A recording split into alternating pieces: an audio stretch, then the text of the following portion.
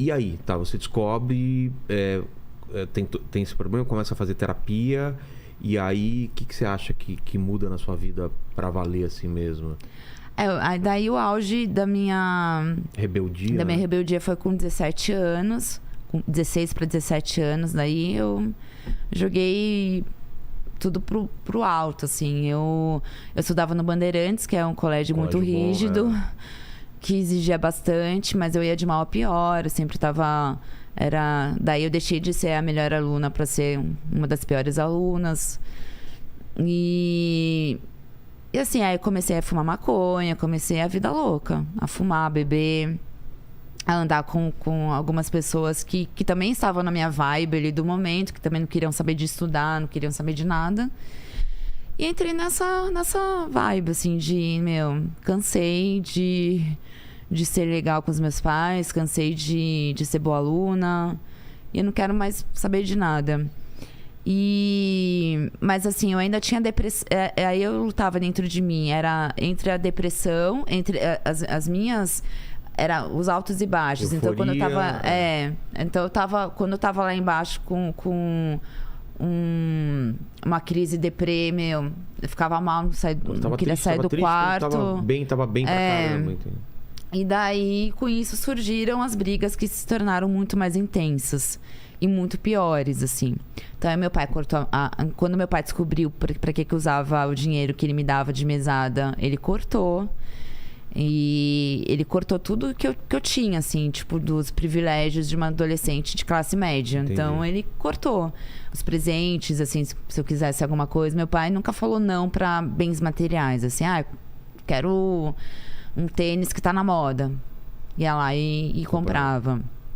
Ganhava mesada. Em relação a isso, eu sempre tive tudo do bom e do melhor. Tudo que eu quis, eu tive. E daí cortou tudo. A partir do momento que ele corta tudo, eu precisava ainda do dinheiro pra manter os meus vícios, claro, de adolescentes. E com o que eu fiz? Comecei a furtar os meus próprios pais dentro de casa. Então, eu comecei a tirar... Naquela época, não existia Pix, não existia... Tipo, cartão, era débito, mas as pessoas quase não usavam. Era mais cheque... Ou dinheiro. Então, os meus pais, eles sempre andavam com muito dinheiro. E meu pai, ele sempre guardava muito dinheiro numa gaveta em casa, que todo mundo sabia. Ali da família.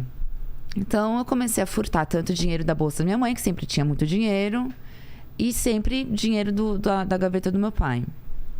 Até que uma das vezes minha mãe flagrou eu pegando dinheiro com... Ela já estava desconfiada, porque ela começou a sentir falta. Então, por exemplo, porque... Eu entrei também numa... Me dava prazer, porque era a euforia do perigo, de fazer algo muito errado, adrenalina total, meu coração disparava. Nossa, eu tô fazendo uma coisa muito errada. E daí eu comecei... Antes eu pegava de 10 em 10, eu comecei de 50 em 50. Então, assim, às vezes eu pegava, sei lá, R$100. Aí eu ia pro meu quarto. Eu vou lá e vou pegar mais 50. Nem precisava. Não precisava mais. Eu ia por, sei lá o quê, por besteira de adolescente. E eu ia lá de novo. E numa dessas vezes, minha mãe me pegou no flagra com a bolsa. E daí ela brigou comigo, toda razão, brigou comigo. E daí, tanto que ela começou a esconder a bolsa dela em outro lugar, mas eu descobri também o outro esconderijo depois. E daí eu entrei nessa fase bem da pior filha do mundo, sabe? A filha que nenhum pai quer ter, assim. E ao mesmo tempo, foi bem a fase de descobertas sexuais, né? Então eu queria namorar, eu queria sair, eu queria saber eu queria iniciar minha vida sexual também. E os meus pais eles eram muito Eles tiveram uma criação muito mente fechada, Sim, sim. né? Assim, o meu pai foi o primeiro namorado da minha mãe, de Sorocaba, interior. É outra geração. De uma época que no namoro eles só podiam ficar de mãos dadas, porque os pais tinham que estar presentes Meu pai ali me na conta as mesmas sala. histórias também. Então, Quando saía tinha que levar o irmão junto. esse era o namoro deles. E daí chegou Raquel, escorpiana, querendo Fala, fazer não é assim, acontecer e as brigas começaram. E meu primeiro namoradinho foi nessa época. Eu conheci ele no bate-papo do UOL. Nossa, agora Bate-papo viajei no UOL. tempo mesmo. Quantos anos você tinha nessa época? Eu tava com 15 anos. Sala de bate-papo da UOL. Porque eu ficava horas no bate-papo. Internet de escada, né? E daí, esse meu primeiro namoradinho, ele era office boy. Tá. E quando meu pai descobriu, e daí ele foi, eu contei pros meus pais que era o primeiro namorado, eles entenderam da maneira deles. Um dia, no domingo, minha mãe fez almoço pra conhecer esse meu namoradinho e tal. E quando meu pai perguntou pra ele a profissão, porque meu pai tinha me perguntado já, o que ele faz? Só que eu falei pra ele que ele estudava, né? Que ele estudava, tal, porque eu sabia que meu pai já não ia aceitar. Porque pro meu pai era assim, na cabeça dele, o homem, ele tinha que... era o que ele queria para as filhas dele. Então, a mulher tem que ter sua independência financeira. Só que o homem também tem que estar acima. Tem que prover, né? Então, o dinheiro da mulher é da mulher. Mas o homem que tem que bancar toda a família e tal. Era o pensamento do meu pai. Quando meu pai descobriu que o menino era office boy, ele deu um show.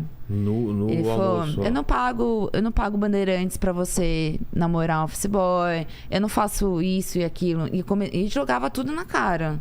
Isso que era ruim, porque meu pai, ele jogava na cara. Eu faço isso, ele fazia, isso. Ele jogava na cara. Eu faço isso pra você e você vem aqui com office boy. Que ele nunca vai poder te dar nada. Nunca vai poder, né, te dar uma vida digna, não sei o quê. E eu comecei a brigar com meu pai. Porque eu gostava muito era o primeiro namoradinho, gostava muito dele e tal. E comecei a brigar muito, assim, com meu pai. Defendendo meu namorado, na época. E as brigas começaram a ficar cada vez mais intensas, piorando cada vez mais. E chegou um momento, assim, que eu... então, e daí, esse meu namorado, ele era virgem também. E meus pais foram viajar, me deixaram sozinha com a empregada dormia em casa. E eu armei todo um plano dentro da minha cabeça, que era, a empregada dormia muito cedo. Sei. Aí eu esperava ela dormir, esperei ela dormir. Isso já tudo combinado com meu ex-namorado. Quando ela dormia, eu pedi um lanche, uma pizza. O meu namorado já tinha chegado no prédio, porque a gente já tinha combinado o horário, tudo certinho. E aí, quando a pizza chegava, eu descia e o meu namorado entrava junto comigo no prédio, justamente para ele não interfonar. Porque o meu medo era do porteiro pegar o nome dele, ou então a empregada acordar com o interfone, enfim, perguntar, mas quem que é? Então, tipo, ele entrava junto comigo. E daí ele ficava escondido ali na escada um pouquinho, eu entrava, deixava a pizza, o lanche lá, via se a empregada realmente estava dormindo ainda, tava. Aí a gente ia pro meu quarto. E foi assim que eu perdi a virgindade, escondida, total. E com a sensação também do perigo, mesma coisa. Né? Exatamente, que a empregada tava dormindo na sala. E eu tava no meu quarto, que era bem ao lado da sala. E isso eu tava com 15 para 16 anos. Aí esse relacionamento acabou não dando certo, assim. E com 17 anos eu fugi de casa.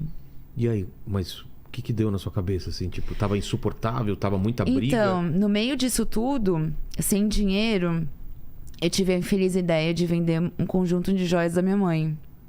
Minha mãe tinha guardado algumas joias. Ela nunca usava joias. Assim, era muito difícil ela usar. E ela tinha ganhado um conjunto chiquérrimo, assim, foi aniversário de casamento dos meus pais de não sei quantos anos, sei lá, de 30 anos. E minha mãe ganhou esse conjunto e nunca tinha usado.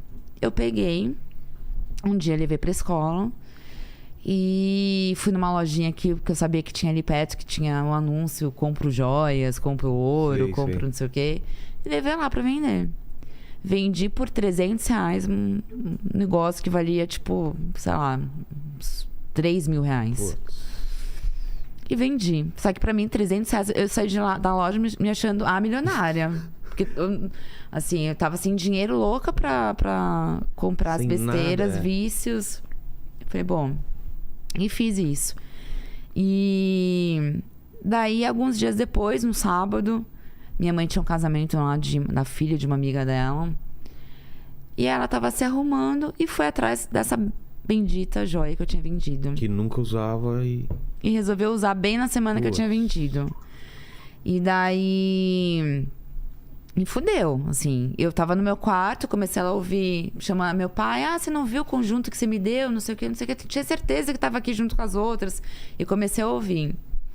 E aí ela foi no meu quarto, perguntou pra mim, eu paguei de louca. Eu falei, não, paguei de louca total. E daí ela falou, bom, eu vou perguntar pra Mara, que era a empregada. Vou perguntar pra Mara, então, segunda-feira. Se não foi você, foi ela. Putz. E eu comecei a me sentir culpada. Falei, meu, a Mara não pode ser mandada embora, por causa disso, sabe? Mas mesmo assim, eu não tinha coragem de contar e fiquei quieta. Mas todo crime existem as provas. Não existe crime perfeito. Não existe crime perfeito. Nessa que eu levei a joia pra escola, pra vender depois, eu deixei na mochila, dentro da minha mochila, com as minhas coisas. No meio de alguma dessas aulas, teve uma amiga minha, uma colega, que me pediu algum livro emprestado. E eu falei, tá na minha mochila. E ela abriu minha mochila e ela viu a caixa com as joias. E tava a marca, assim, a caixa chamava muita atenção, porque tava o nome da marca escrito, então já chamava atenção só pela caixa. E a minha amiga pegou nas mãos, né? Abriu e falou, nossa, Raquel, por que você trouxe pra escola essas joias? Eu falei, não é nada não, inventei uma história, nem lembro exatamente, que foi tipo uma mentira muito assim, que saiu na hora. Sim. Eu trouxe porque é da minha irmã e não sei o que e tal. E daí essa menina comentou com a menina do lado, fulana, olha aqui as joias que a Raquel trouxe, que bonitas, não sei o quê. E, começou burburinho na sala, no meio da aula. O professor viu o burburinho, foi lá pra ver o que estava acontecendo e tal.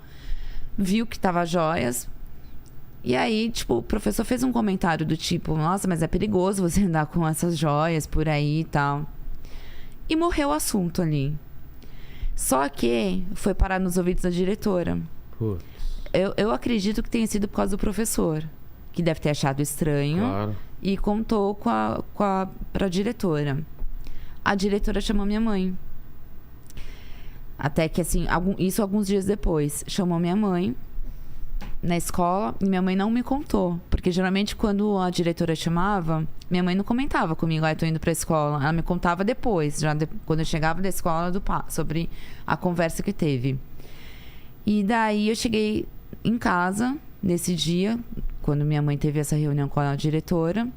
Cheguei em casa, minha mãe já me chamou, já tava putíssima, assim, já tava super brava, chorou muito. E ela me perguntou, mas eu te perguntei, ela comentou, mas aquela noite eu falei pra você e você fingiu que não tinha visto e tal, por que você não me falou? O que tá acontecendo, Raquel? Minha mãe, por um momento, tentou conversar comigo, tentou tirar de mim, e daí eu contei pra ela que eu tinha vendido, contei pra ela toda a situação, e foi um furto, né, ali. E daí, tanto é que ela comentou comigo, eu não vou contar pro seu pai. Não vou contar pro seu pai, porque seu pai não vai aceitar. Você conhece ele não vai aceitar, não vai... Eu tenho medo da reação do seu pai. Então vai ficar entre a gente aqui, tal. Passou mais alguns dias, mais uma semana, um pouquinho mais. Um dia eu cheguei em casa, entrei Eu sempre entrei pela cozinha, em casa. Entrei, nisso eu vi minha mãe sentada na mesa ali da cozinha. Minha mãe tava com uma cara, assim, tipo, muito sério, muito sério. E ela só virou pra mim. E nisso eu vi meu pai vindo, porque a sala era longa. Eu vi meu pai vindo na minha direção. Minha mãe só virou pra mim e falou assim: eu não aguentei, contei pro seu pai. Putz. Aí meu pai veio já, ele me pegou dos cabelos, me levou pra sala, me jogou no sofá. Aí arrancou minha mochila, meu. Aí ele abriu a minha mochila, jogou tudo no chão pra ver se tinha drogas, pra ver se tinha alguma coisa e tal. Aí já começou a me xingar de vagabunda, de tudo, todos os piores nomes possíveis, assim, de vagabunda, de ladra, de drogada, enfim, de puta também. Ele falava, você é minha puta, não sei o quê. Depois eu comento o porquê da puta. Mas você batia a boca ou você ficava quieta? Eu batia a boca. Eu me defendia. Tá. Só que nesse dia eu não me defendi. Porque eu sabia que eu estava errada. Eu sabia o quanto eu estava errada ali. E que eu tinha que aceitar a reação dele, né? Eu não podia também esperar menos do que isso. Assim, uma reação diferente do que essa. E daí aceitei. Meu pai bateu muito em mim. Muito, muito, muito. E aí chegou no momento que até eu tava cansada de levar tapa dele. Porque ele batia com a palma a mão dele tava roxa, assim. Nossa. Roxa já. E aí uma hora eu virei pro meu pai e falei, pode me matar, pai. Me mata. Eu sei que o senhor tem vontade de me matar, pode fazer o que quiser comigo. E aí piorou, porque ele ficou com mais raiva de mim e foi. Mas eu falei isso também um pouquinho pra provocar. Assim, é óbvio que eu imaginava que meu pai não fosse me matar, não fosse fazer nada. Bom, passou esse dia. Meu pai me bateu em vários outros momentos, assim. Ele descontou, acho que tudo que ele guardava, todas as vontades que ele teve vontade de bater em mim, que ele não deixou de bater, ele aproveitou nesse dia, descontou. E a partir daí eu comecei a ser tratada como uma visita. Uma visita. Uma estranha, uma visita. Então, meus pais, eles começaram a trancar o quarto deles. Eu só tinha acesso ao meu quarto, ao banheiro, à sala e à cozinha, só. O resto dos cômodos, eles trancavam tudo. Na hora, quando chegava a noite, eles trancavam as portas do apartamento, da cozinha, da sala, né? E escondiam as chaves, levavam as chaves com eles pro quarto. Então, se eu quisesse sair à noite, eu não conseguia.